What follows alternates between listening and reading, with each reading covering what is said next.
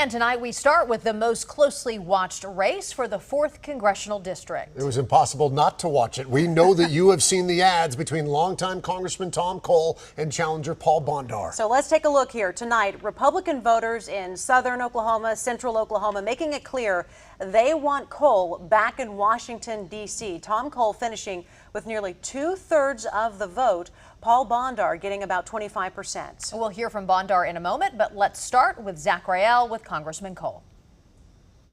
Feel good about it. I think it's a vote of confidence in the job that I've done over the years by my fellow Republicans. Tom Cole feeling good about his win and is already looking forward to the general election in November.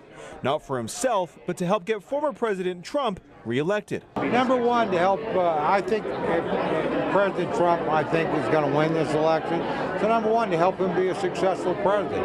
Help him on the border, help him with inflation, help him in a dangerous world, provide the military that he needs. I asked Cole if he will accept the results of the 2024 election, no matter who the winner is. I don't have any reason to believe that President Trump's not going to win. So. If President Biden wins, will you accept that?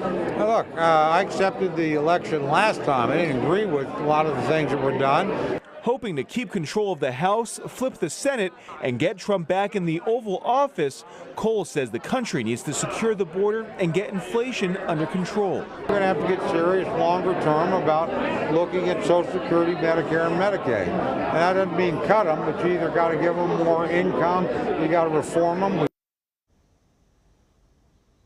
KOCO's Zach Rael reporting there. Now, Cole still has to go, of course, through the general election in November. He will face his Democratic challenger, but it's a race he has not lost since 2003.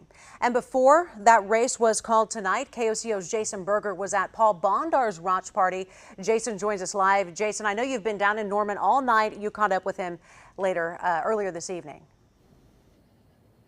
Yeah, guys, Bondar faced a big task tonight. He had to unseat a congressman with more than 20 years experience, but he says he just wants to help Oklahomans.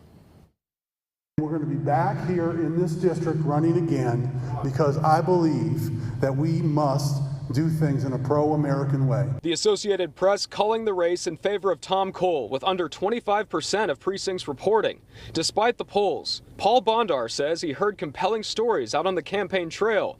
One of those was from a woman in Moore. They're selling things from their homes to pay property taxes and to help people afford medicines. And people are they're just underwater in so many different places. Bondar has funded the majority of his campaign on his own. According to the Federal Election Commission, Bondar has just over $5.1 million in campaign funds, most of which he provided himself. He only had about $44,000 in total contributions, but he takes pride in trying to blaze his own trail. It doesn't mean that we're going to give up, because I have looked people in the eye and I have told them, they said, thank you for being here.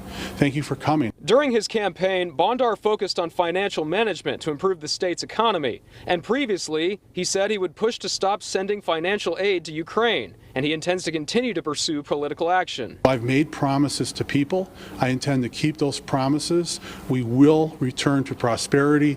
We will return to American first and Oklahoma-based policies and not just send our money overseas. Now, as of 10 o'clock, the unofficial poll data shows Paul Bondar with 26% of the vote, while Congressman Cole has about 65%. In Norman, Jason Berger, KOCO 5 News. Jason, thank you. So let's take a look here. Jason was mentioning those numbers.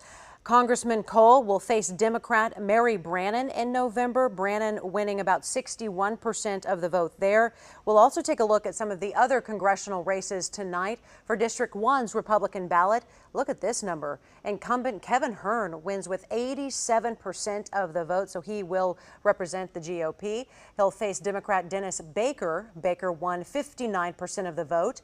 And then District 3, 73% of voters chose Republican incumbent Frank Lucas. And primary elections causing a shakeup at the Capitol. Several key lawmakers either lost tonight or they'll go into runoffs in August. KOCO's Andy Weber joins us live. Andy, a rough night for the man who had been tapped to lead the Senate. Yeah, that's Senator Greg McCourtney, who's currently the majority floor leader here at the Oklahoma State Senate. He lost to his challenger, Jonathan Wingard, in narrow primary this evening. Wingard beating McCourtney by only a few hundred votes. McCourtney had been supported by the outgoing pro tem Greg Treat to be the next pro tem here at the state Senate. McCourtney needed another vote from senators, but with him out, things are going to get complicated, and it's unclear who will jump in that race. The final but unofficial vote tally, Wingard 3,805 over McCourtney 3,543. Another leader at the Capitol, House Budget Chair Kevin Walz, will go into an August runoff. Walz finishing second to challenger Jim Shaw. Shaw had 46% of the vote, Walz had 42%.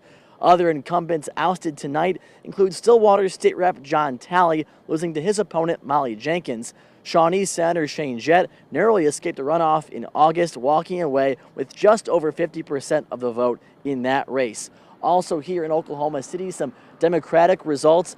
Nikki Nice securing the seat, the Senate seat left vacant by George Young, and then Mark Mann winning the seat left vacant by Kay Floyd here in Oklahoma City. Reporting live at the Capitol, I'm Andy Weiber, KOCO 5 News.